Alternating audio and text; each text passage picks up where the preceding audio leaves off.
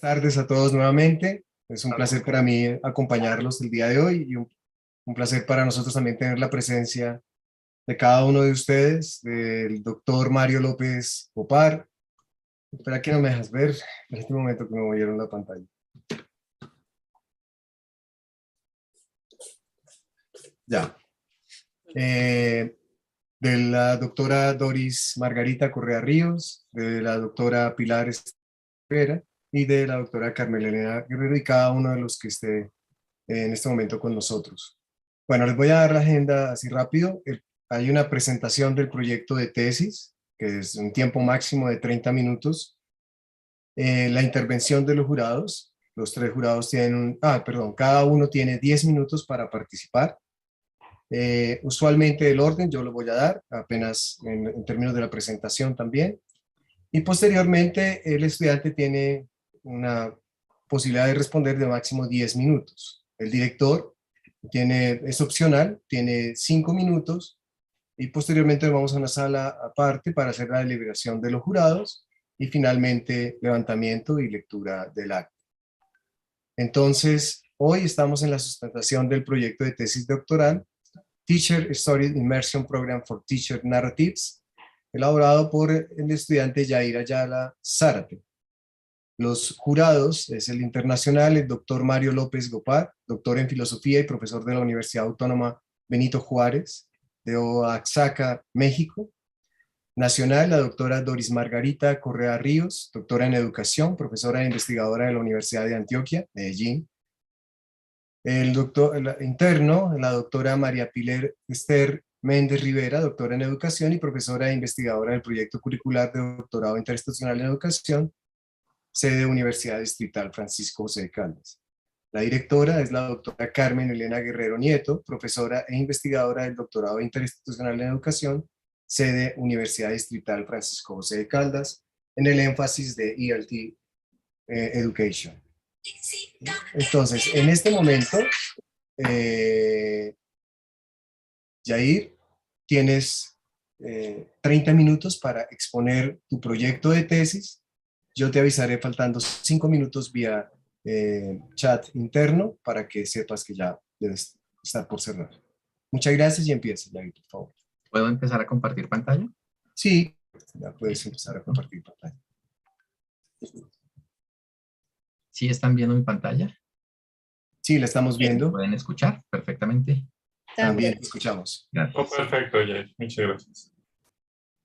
Well, first of all, thank you very much, doctors, for having made up the spaces in your agendas, and of course, for having made up the spaces in your agendas to read the proposal a couple of months ago. Thank you very much for all the feedback, for all the comments and the suggestions. Very enlightening, and of course, I took into consideration each and all of them to improve not only the paper, the proposal, but also to improve and better this presentation.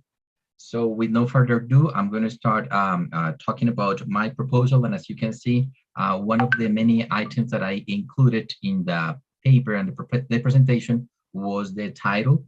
So this research interest is entitled English Teachers' Stories on Immersion Programs, 3 Colombian Teachers' Experiences.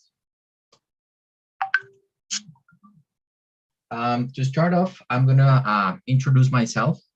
So first of all, I am a Colombian teacher of English, and I have been married for over 15 years. I have raised my 2 daughters bilingual, Spanish and English, by using a methodology that is called One Parent, One Language. I have been a teacher of English for over 25 years, and that has given me the tools to raise a bilingual family. Also, I have been working for Universidad Pedagógica Nacional in the last 5 years, but I actually have been working in undergrad teaching programs for over 15 years now. I'm also working for a multinational company that works with testing. I have been working as a professional development program on assessment for this company for the last 8 years. Additional to that, I have been working as the academic coordinator for various immersion programs in the country for various ministries, including the Ministry of Education, the Ministry of Commerce, Tourism, and industry, commerce, and tourism, for El Sena, for various universities and schools, and also for private companies. The most recent project that I conducted about immersions was with Universidad Nacional, and I have more than 15 years of experience in this field as well. And of course, I am a doctoral student, and I'm interested in storing the meaning of the teachers' experiences about their participation in an immersion program in Colombia. Well, where I take this interest from? Now, all right. So first of all, the statement of the problem is based on the fact that Colombian teachers have seen from a deficit perspective. As we know, these programs have been offered for teachers of English in order for them to improve both their teaching and their linguistic competence. So for these teachers to be able to participate in these programs, they need to acknowledge that they do have the lack of proficiency and the lack of pedagogical competence. They need to demonstrate or acknowledge that they have a B1 level or lower to be able to apply to get one of those cupos to participate in this program. And as Dr. López Gopar mentions, teachers have been seen as incompetent non-native speakers. And then the solution is to participate in these immersion programs. Also, one of the concerns that I have the most here is that the teacher's knowledge first is ignored. Secondly, the academic experience and or expertise that we have built up in the undergrad program or even the master's programs, you know, like grad studies, is ignored, is unvalued. Because once again, for these teachers to be able to participate in these programs, they need to acknowledge that their proficiency and their pedagogical competence is still in need of improvement.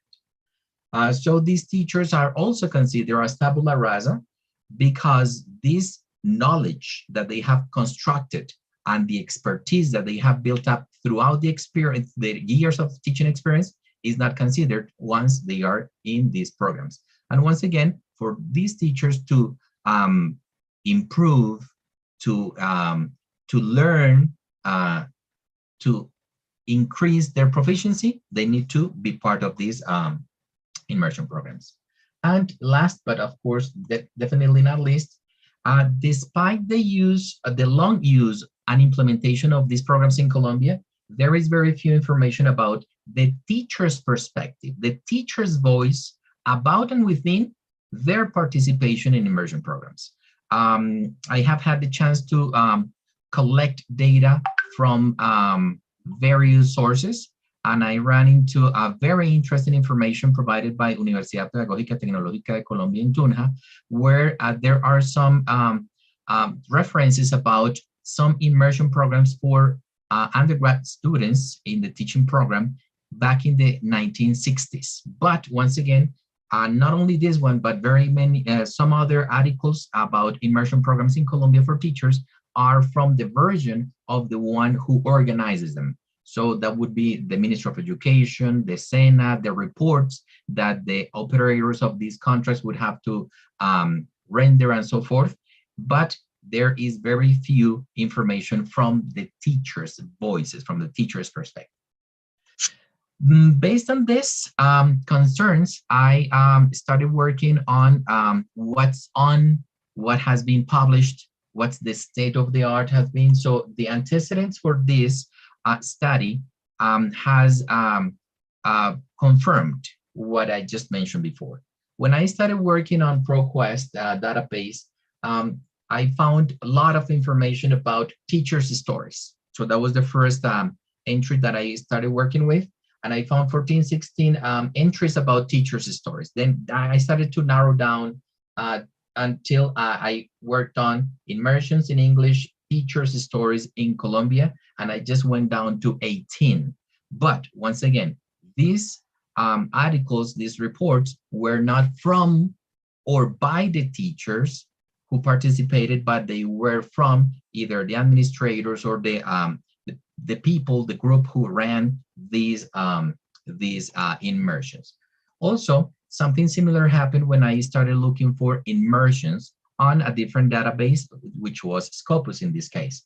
So I first found 2,000 entries about immersion programs, but when I started working on looking for immersion programs for language teachers or for English teachers, the registers were minimal. Now, what I decided to do was to talk directly with, I spoke with Peace Corps, with the YMCA, with the Ministry of Education, and as I already mentioned, I found some sources at UPTC. And I spoke with these entities, Peace Corps, YMCA, and the Ministry of Education, because I found that they have done these type of programs early in the 1940s, 1960s, and in the YMCA was the institution in charge of doing the immersion programs for children in 2015 and 2016. And the Ministry of Education started doing this type of immersions back in 2004. So I started working to see what I could gather. But once again, I only found information from the administrators. Last but not least, also I looked for information about teachers' narratives about immersions. And of course, I found very few information. With all of this information that I just mentioned that I found, I had the tools to do to produce two written articles. One was the chapter that we published with the university, which was about the problematization of this research interest. And the second had to do with the profiling that I published in Letagua at UPTC, which had to do with all the information that I found here. So this has helped me understand better, or have like a closer understanding of what is it that the teachers' stories about immersions, teachers' narratives about their immersion programs, participation, and so forth. And of course, something important here to mention as well is that this research interest is part of the research line of the doctoral studies at Universidad Distrital in the ELT line, in the line of formación de profesores de segunda lengua. Now, this information that I just mentioned, and not only helped me to write this to the chapter on the article, but also I understood the trends that have been developed based on these amount of information that I have found. First, there is a large amount of information and research conducted about immersion programs, but for children's education. And then around these children's education programs, there has been a lot of research conducted in regards to perceptions, beliefs, ideas, and implementation, but once again, related to immersions for children. Also, when I started analyzing all this information that I read and I found on the database, I found that immersion programs for teachers are not very common. They are more like language programs, or as international stays, or as a professional development programs, are not considered like let's say the immersions that we know of here in Colombia. And also, it's very important to mention once again one of the tendencies that I found, one of the trends that I found, is that teachers continue to be seen as knowledge consumers.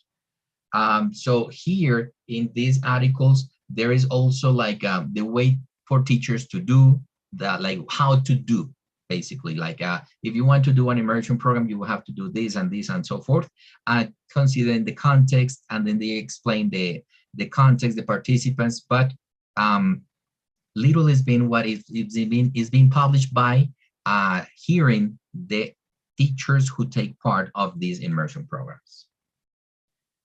Okay, now moving on, the research that I want to have as the guiding for my research interest, the research question is, what do Colombian English teachers' stories reveal about their experiences in an immersion program. And in order for me to be able to answer this question, I have stated one main research objective and three subsidiary objectives, or three specific objectives. The first one, the main objective, is to story the Colombian English teachers' experiences during an immersion program. And I want to explain here what I mean by a storing. And sometimes it's a lot easier to name something or to describe something by saying or explaining what it is not. So by restoring, according to Creswell, the researcher is going to have to analyze and somehow to water down the stories that he has been told. Now, I don't want to do that. All what I want to do is to give the teachers voices to those stories based on the experiences that they lived once they were part of this immersion program. I don't want to give the sense as a researcher to their stories. I just want to co-construct with them the sense of their stories. That's what I want to do. And that is why also I purposefully decided to work with three teachers who have, of course, participated in an immersion program. Also, I want to, as the specific objectives, I want to uncover the meanings teachers grant to immersion programs based on their experiences as participants in them. As I mentioned before, there is information about immersions for children and for children's education. But it is not very clear yet what is it that we understand in Colombia for immersion programs for teachers, for in-service teachers. It could be like a international stay, it could be a language course or something different. Now, something that concerns me the most is that these teachers that first not only acknowledge that they need to improve, and they need to improve in their linguistic competence and in their pedagogical competence, but they are taking part of these programs and as if it were a benefit, a prize. Sometimes I think, based on the conversations that I have had with these former participants as well, is that these immersion programs could be thought as something even better than an undergrad program, than a master's program, or like a professional development program. So I want to hear their stories and from a critical perspective, because I know that they have struggled to be part of these immersions. Once again, they have to acknowledge that they are in need of improvement. Also, they have to, sometimes they have to pay to participate. They have to sacrifice their family time, sometimes their vacation time, to be part of these immersions. Also, I want to bring to the surface the tensions that teachers experience as participants in an immersion program in Colombia.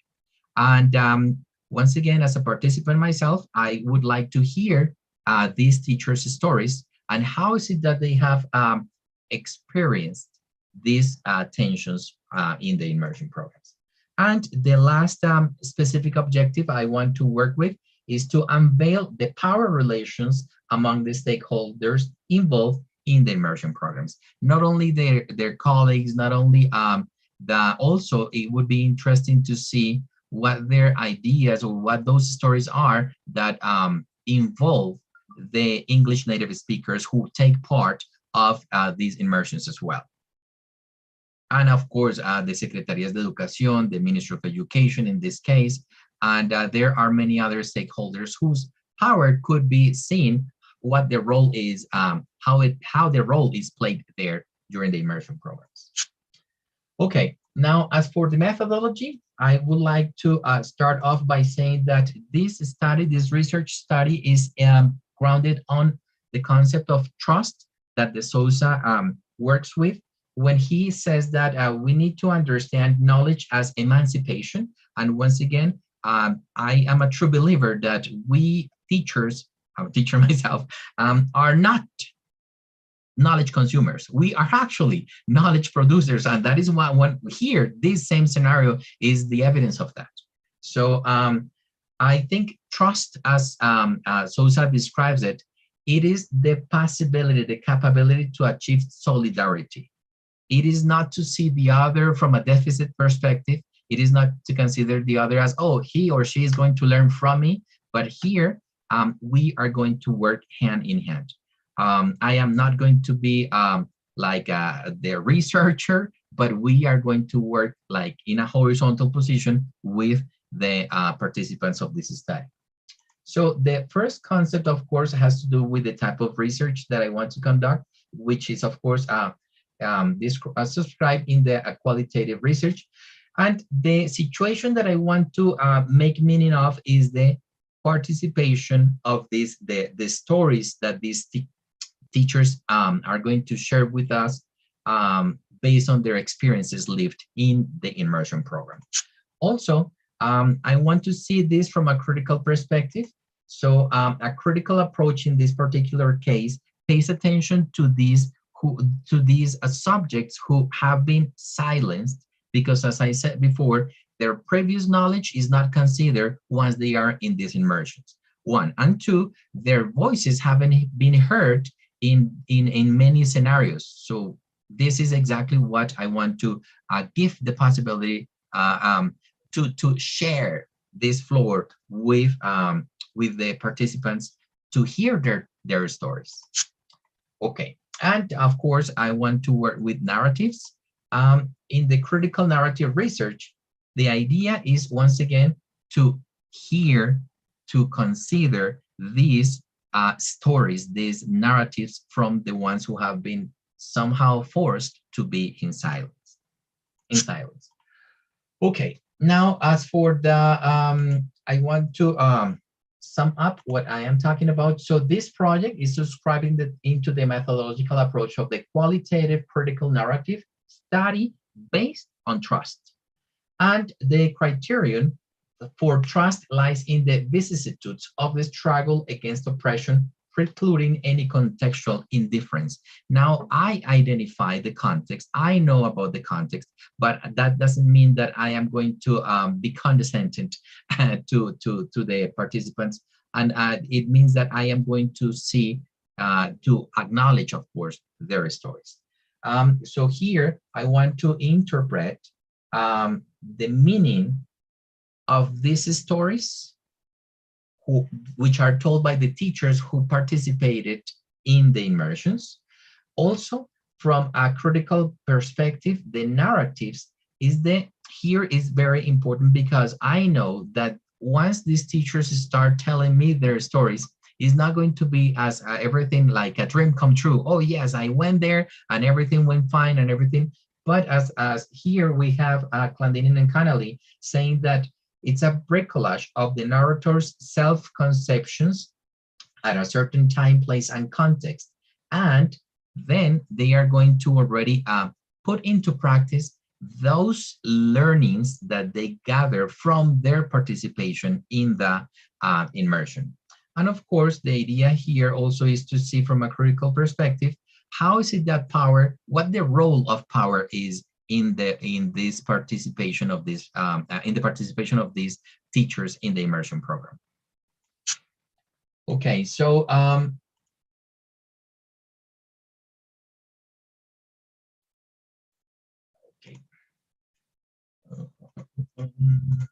okay. As for the theoretical framework, I'm going to start working with the teacher's stories, understanding that stories are not only a list of facts about something, but it is actually the embodiment of our understandings. So we are going to understand the stories that these teachers are going to tell us based on their own experiences. All right, their feelings, their thoughts, their emotions, their experiences in general. This is quoting Barkhausen. And of course, also I'm going to work with the concept of narratives. And of course, I'm going to understand in my research project narratives as each of these encounters that we are going to have with the teachers And within those encounters, those narratives, there is going to be many, many stories. And then in the data collection, I'm going to explain to you how that is going to work. All right, of course, I want to use the narratives also as part of the knowledge making. Also, I want to consider these stories as the knowledge teachers produce. And also, I'm going to include the concept of immersions, but I don't want to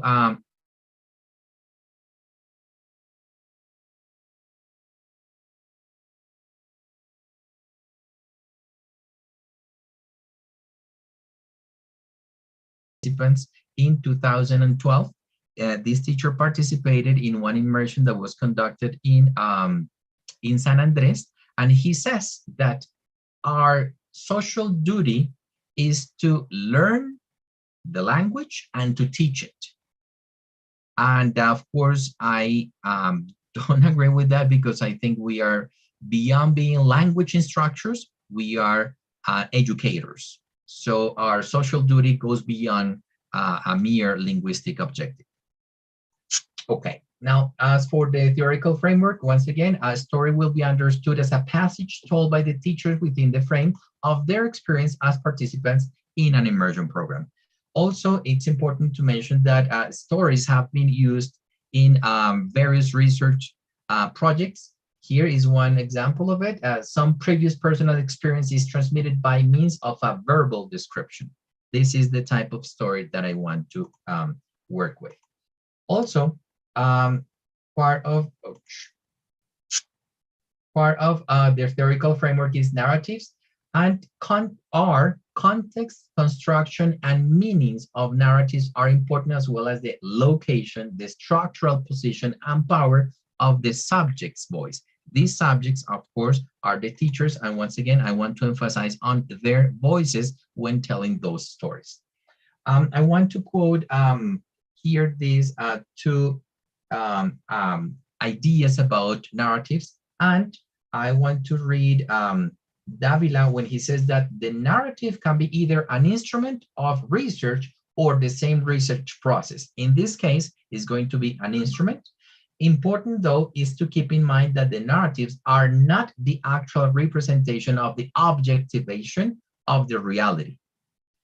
Instead, narrating is a personal, temporal, and situated oral discursive expression of the narrator about her life experiences in this case. So this is, excuse me? Tiempo. Okay, do I have 5 more minutes? Ya pasó, son 5 minutos. Oh, perdóname, yo no te había escuchado. Sí. En mi temporalizador me quedan 5 minutos todavía. Vale, termina entonces en 3. Aquí tenemos 5, pero bueno, dale. Ok. Qué pena, yo lo coloqué justo cuando empecé. Gracias. Okay, so as for the third concept that I want to work with has to do with immersions, and I just brought 2 concepts.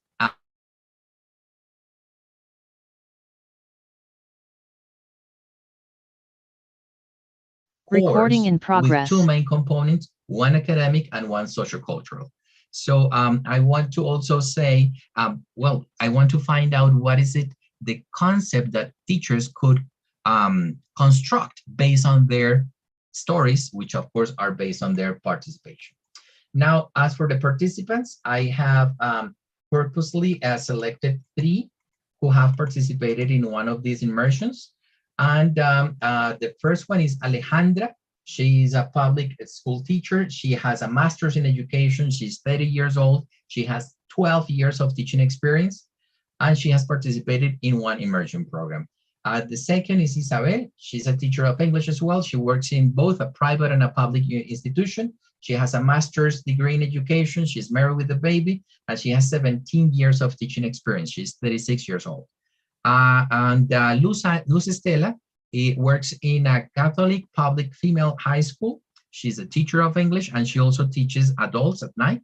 She has 17 years of teaching experience. She's 42, and she has participated in 3 immersion programs.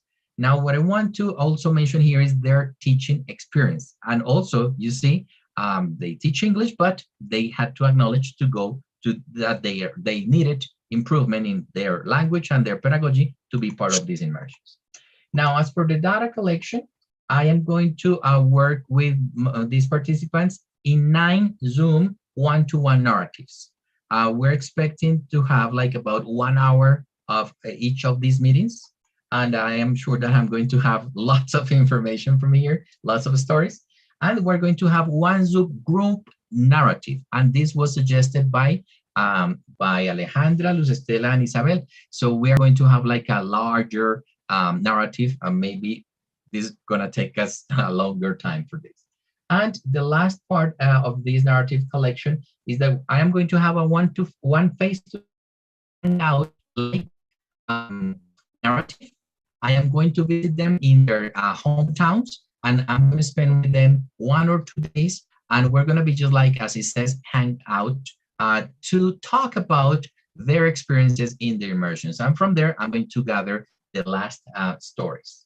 In total, we're going to have 13 narratives, and I wouldn't dare to say what number of stories are going to come up. Okay, now as for the data analysis, I'm going to work with Barkhausen's levels of stories. The first story has to do with stories, as he describes, stories with small letters. The second level is stories with the first letter in capital, and the third level is stories with the complete letters in capital. The first level refers to the inner thoughts, their emotions or ideas of the person who's telling the stories. The second one has to do with the interactions with institutional members outside the classroom. And the last type of stories are the ones that are related to the story, but in a wider scale. It could be with national policies or with institutional policies. Now, I want to also, of course, use Barkhausen's idea on how to interpret these stories by, of course, taking into consideration the who, the when, and the what. And then I'm going to interpret the 4 interconnected levels of the stories, like the actors, the actions, the time, and the space where these stories are going to be interconnected. Just like to wrap up, I dared to bring one example of how this data analysis could be developed. So I took one of the stories by one of the participants, and this is what I am going to do now is to show this. Oh, I'm sorry. Now my internet is low. Okay, now I'm going to, okay. So this is one of the stories I gathered, and what I am going to do right after is to ask this teacher to interpret with me what exactly is what she wants to inform by telling us this story. And this is all I wanted to share with you. I leave you there with this story for you to read in the meantime. Thank you very much. Gracias a ti, Jair. Ok, entonces ahora vamos a escuchar las intervenciones, observaciones, preguntas que tengan cada uno de los jurados. La primera persona es el doctor Mario López Gopar. Tiene 10 minutos para hacer las preguntas o observaciones a Jair. Posteriormente la doctora Doris Margarita Correa y finalmente la doctora Pilar Méndez. Por favor, doctor Mario, puedes hacer las preguntas que deseen. Hola Jair, ¿cómo estás? Pues muchas felicidades, ¿no? por estas preguntas. No sé cuál es la política lingüística acá, English only, you know, or we're bilingual, ¿no? We are all translanguaging, there's no problem. Exactamente, ¿no? Y bueno, pues antes que nada, muchas felicidades por el documento en sí mismo, ¿no? Y también por la presentación, ¿no? Creo que realmente muestra, ¿no? Tu caminar, ¿no? Desde hace, híjole, ya 2 años de pandemia, igual de que hemos venido platicando de tu proyecto, ¿no? En tu estancia aquí en Oaxaca, eso, ¿no? Yo quiero igual que nos platiques un poquito más, ¿no? Tu posicionamiento, Jair, ¿no? Creo que igual si hablamos de la co-construcción de historias, ¿no? Definitivamente sí, o sea, el estudio en sí mismo que revelan esas historias, ¿no? Las historias de inmersión y esto, ¿no? Nada más que igual tú estás muy metido ahí también, ¿no? En el sentido de que esas historias hasta cierto punto se construyen a través del diálogo. Es decir, si tú no estuvieras provocando esas historias, ¿no? O sea, sí ocurrieron, ¿no? Pero como dijera un colombiano un poquito famoso, Gabriel García Márquez, ¿no? La vida no es la que uno vivió, sino cómo uno la recuerda para contarla, ¿no? Y hasta cierto punto tú estás provocando que te cuenten esas historias, ¿no? Entonces, platícame un poquito de tu reflexión, ¿no? de cómo igual te posicionas, ¿no? Tanto pues quizás ideológicamente como metodológicamente, ¿no? Como para hablar ¿no? de ese tipo de historias, ¿no? Y sobre todo tomando una visión de Johannes Fabian, ¿no? Que es un antropólogo muy famoso que dice, no, realmente los datos no se van y se recogen, ¿no? Sino sobre todo la cuestión etnográfica y cualitativa se co-construye, ¿no? Entonces, platícanos un poquito más, Jair, de cómo has reflexionado en eso, ¿no? De la construcción de historia. Maestro, me dicen que mis respuestas son al final. Entonces, primero los escucho a ustedes, o no sé si pudiera responder de una vez. Tienes 10 minutos para responder las 3 participaciones de los jurados. Si quieres, escuchamos a los 3 y posteriormente tú participas. Entonces, ahora seguiría con anotar pues las preguntas que te han hecho, las observaciones. Ahora seguiría la doctora Doris Margarita Correa. Gracias, doctor Mario. Gracias. Ya estaba yo poniendo el desorden, ¿no? Gracias, buenas tardes. Jair, muchas gracias por la presentación y por este proyecto que de todos modos es muy interesante y nos ayuda a comprender mejor lo que está pasando con este fenómeno de las inmersiones en Colombia.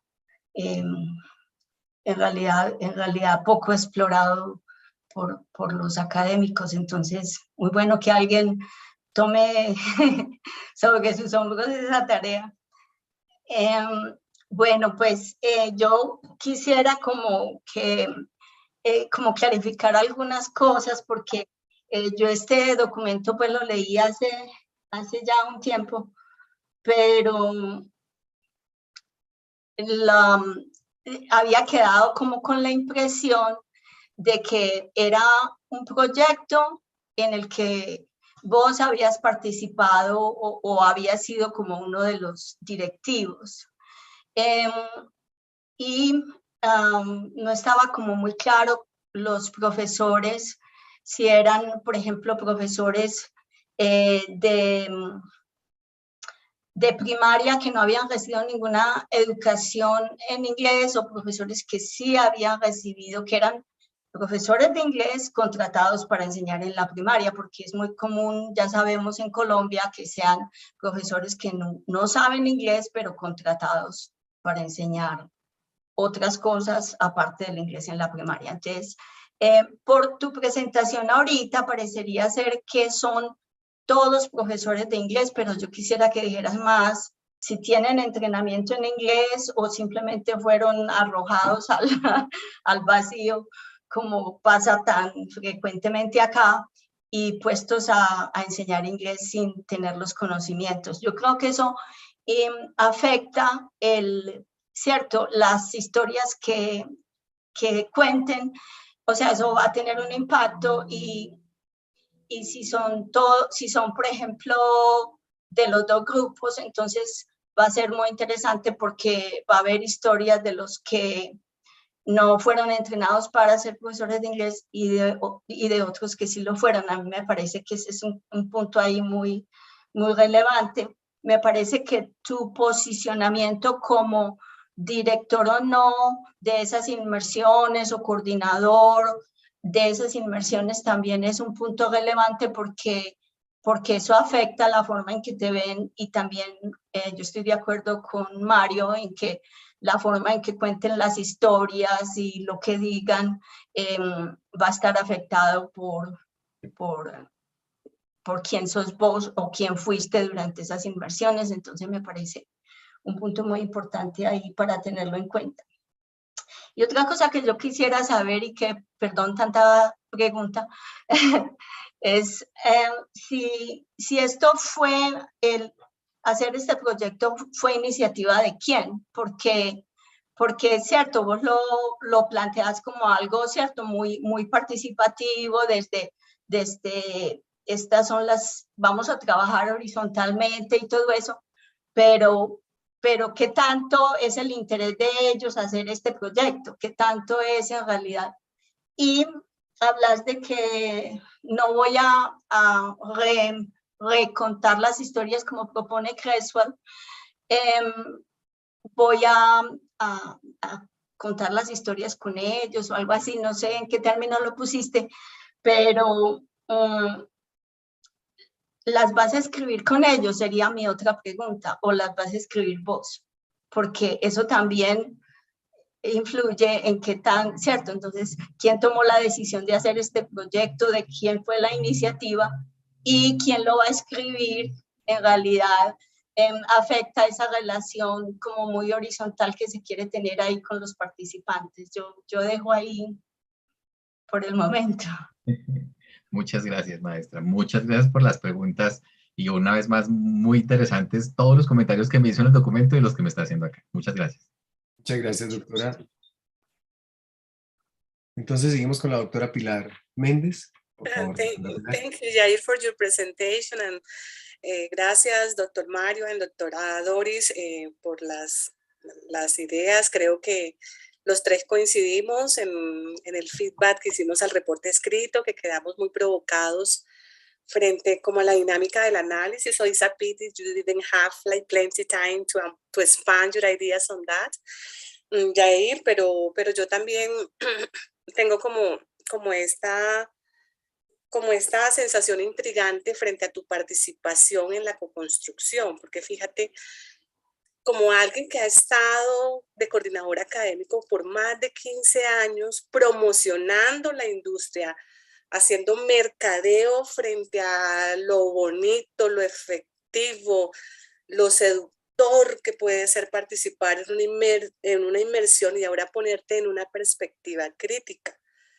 Yo creo que es muy importante que nos cuentes un poco más qué significa eso en tu propia transformación, porque tú tienes una perspectiva de insider, lo que llaman de insider perspective, que ha vivido este lado del mercadeo y que ahora se atreve a ver lo oculto, lo que no se ha dicho, lo que no se cuenta, porque pues si yo lo cuento de pronto ya no participo más, porque en algunas de tus expresiones tú dices, they were forced to be in silence, pero they also were seduced to be in silence, porque es que pues una inmersión en el extranjero pues es muy seductora para cualquier persona. Entonces si a mí me invitan a una inmersión, o sea, yo tengo que participar en una inmersión y de inmersiones fuera del país y me van a pagar todo, pues yo miento, ¿no? Y digo, no, yo estoy en necesidad de mejora, ¿sí? Entonces, creo que hay muchas cosas allí que llamamos como en el arte de la minucia, que no han sido como contadas. Entonces, sacar eso a flote, ¿cómo puede ser posible desde la posición que tú ocupas, ¿no? Como un directivo, ¿cómo vas a decrecer? Sí, ¿cómo vas a disminuir ese rol de poder que tú tienes frente a los participantes que ya te identifican como un promotor de inmersiones y te vas a posicionar, o sea, vas a darle voz a esta perspectiva crítica que viene de ti mismo para hablar con los otros?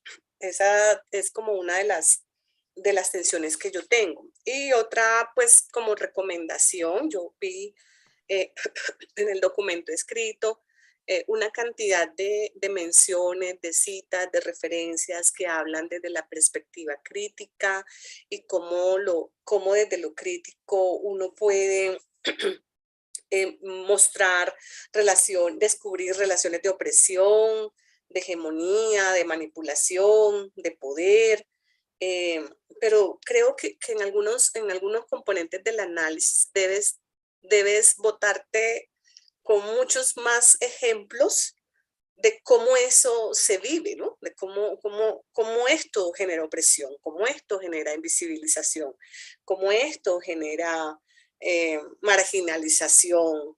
Yo creo que en el documento tienes muchas cosas interesantes, pero creo que al detalle del análisis van a emerger muchas otras y podría ser un poco más fuerte en mostrar o en mover las estructuras de poder que se ven en estas políticas lingüísticas, en estos programas que son con este enfoque top-down, en el que se asume que la persona que recibe o que se supone va a ser educado, entrenado, se asume que esa persona es pasiva y que solamente recibe y no retroalimenta el programa, no le da nada al programa, no le da nada a las personas que están como en la verticalidad. Entonces se asume que ellos no resisten o que ellos tampoco organizan su propia educación dentro de las inmersiones, que ellos también llevan su propia agenda, su propio paquete y saben a qué asisten, a qué le prestan más atención. Creo que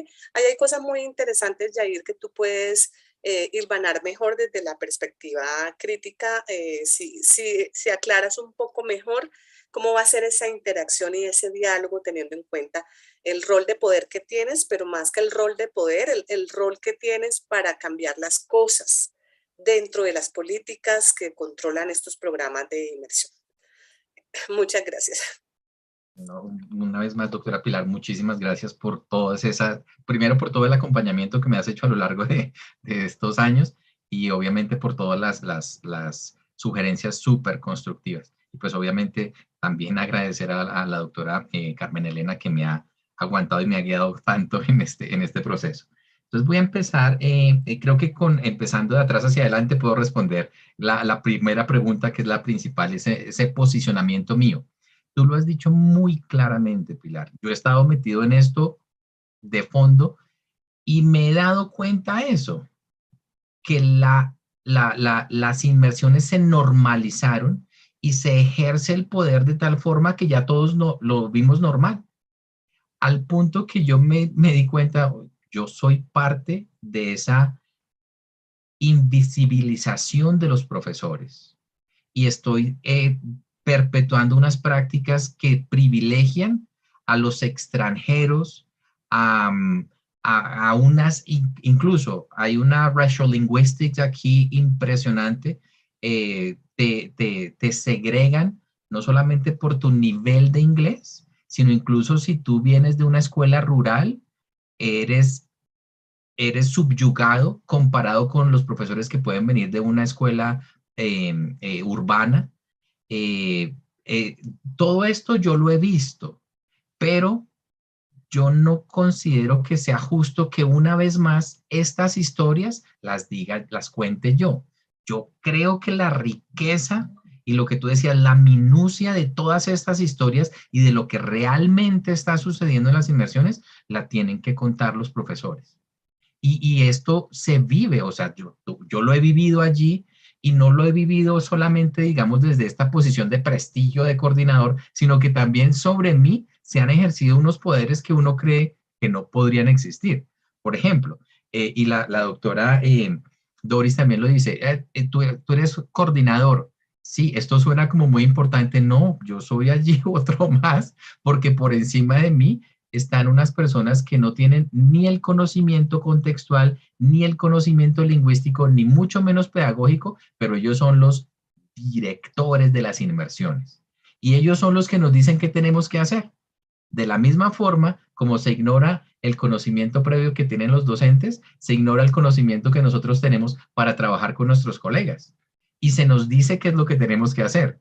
Entonces, esto es bien importante que desde allí me paro yo. Y obviamente, yo no quiero hacer esto con los profesores. Yo les llamo colegas, con mis colegas, porque esa imagen que uno podría llegar a pensar que yo tengo como de, este señor se la sabe toda sobre inmersiones, no es tal con ellas. Porque yo siempre les he dicho, pues yo soy un profe igual que ustedes, que está haciendo un trabajo diferente del de ustedes, pero que sabe menos que ustedes. ¿Por qué?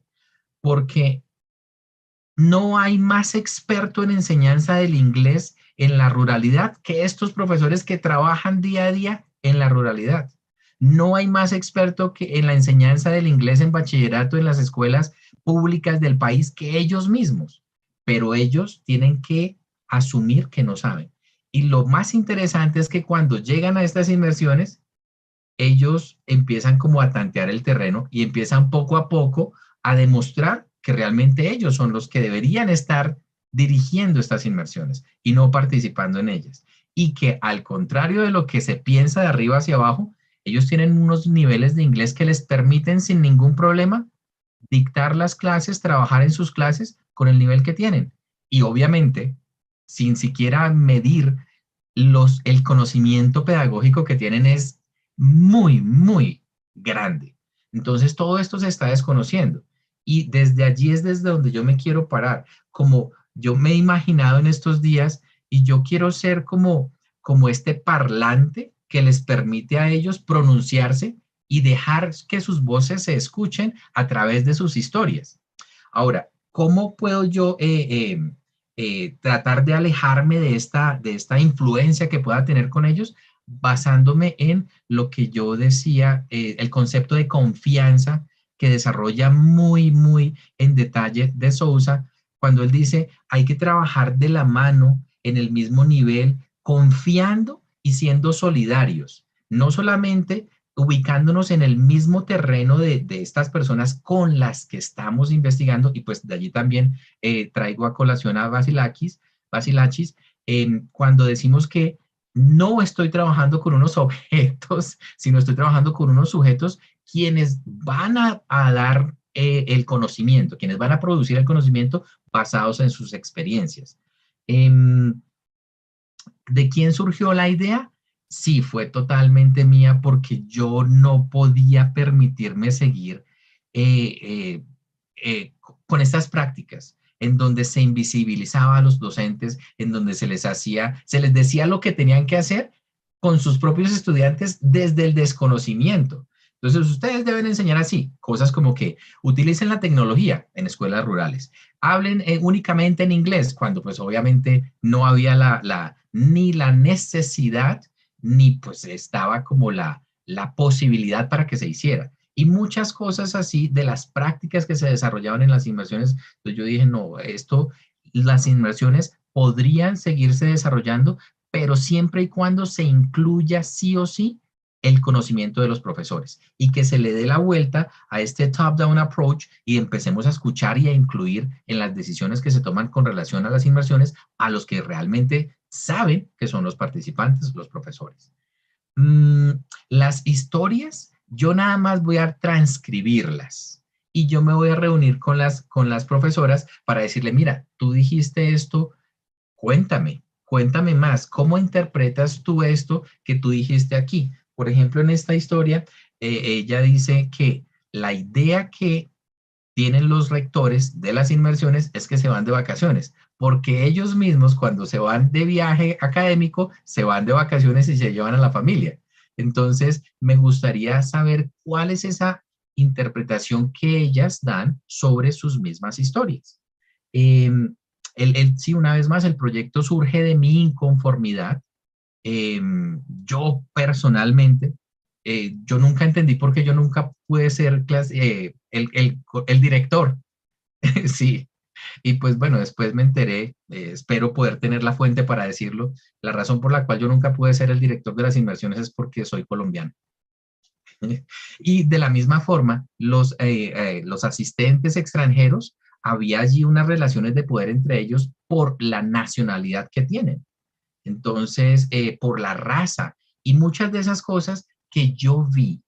Y una vez más, yo no quiero ser quien las cuente. A mí me encantaría que efectivamente sean las profesoras quienes desde sus experiencias pudieran llegar a contarnos esas historias que yo desde una perspectiva pude haber evidenciado.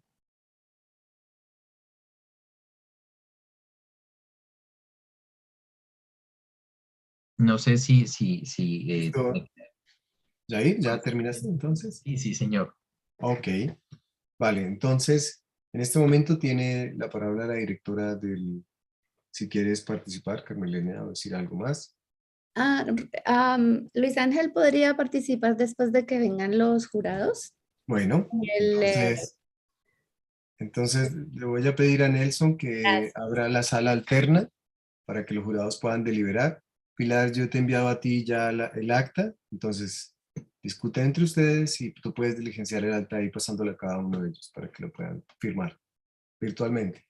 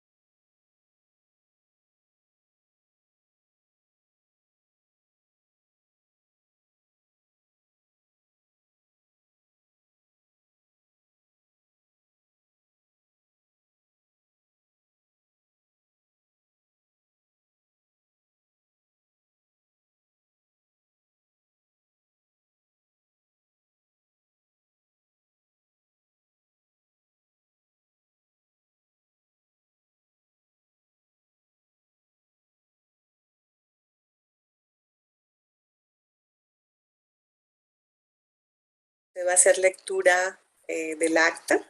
Perfecto. Muchísimas gracias. Para toda la audiencia, para Jair en particular, hago la lectura del acta de sustentación pública del proyecto de tesis doctoral. El lunes 6 de junio de 2022, el doctor Mario López Gopar, doctor en filosofía y profesor de la Universidad Autónoma Benito Juárez de Oaxaca, México, a través de videoconferencia.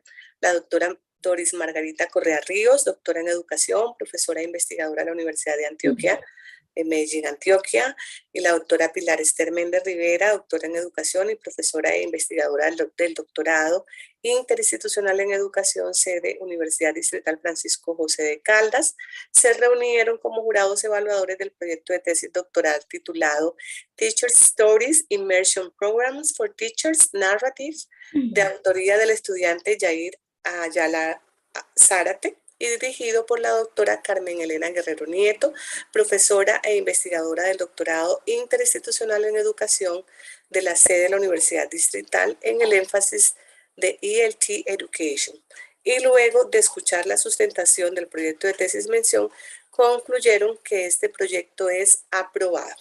En constancia firma el doctor Mario López Gopar, la doctora Doris Margarita Correa y la doctora Pilar Méndez Rivera. Muchísimas felicitaciones, Jair. Felicitaciones. Felicitaciones, Jair. Felicidades. Gracias, maestros, gracias, doctores, muchísimas gracias, en verdad. En este momento sí me da lástima no estar allá. Ahora sí. Carmen, tienes la palabra. Vale, gracias, Luis Ángel.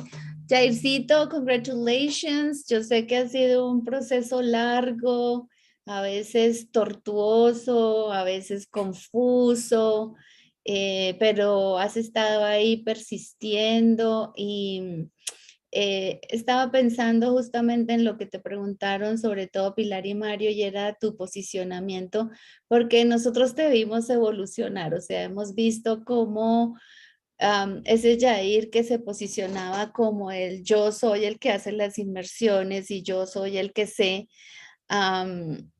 cambiaste a lo que hoy nos decías, ¿no? Como no, yo no soy el que sé, los que saben son los profes.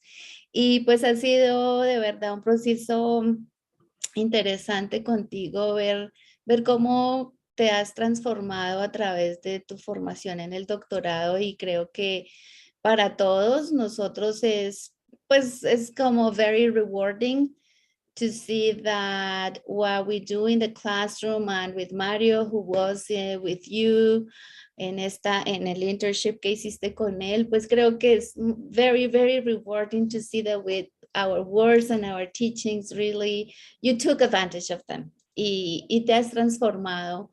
Así que felicitaciones, Jaircito, estoy muy contenta por ti, porque sé lo que lo has luchado. Por ti y por tu familia, porque sé que ellas son tus super fans. Así que, good job. Muchas gracias, Carmen Helena. Muchísimas gracias, maestro. Pilar, muchas gracias por todo el acompañamiento. Y doctora Doris, todos sus comentarios, no se imagina lo que me atravesaron. Sí. Bueno, entonces ya estamos para hacer el cierre. Pilar, tú envías el acta al DIE. Y pues, no siendo más, entonces los despido. Muchísimas gracias a todos por la participación y felicidades, Jair, nuevamente. Gracias, muy amable, doctor. Bueno, que estén muy bien. Felicidades a todos. Hasta luego, muchas gracias.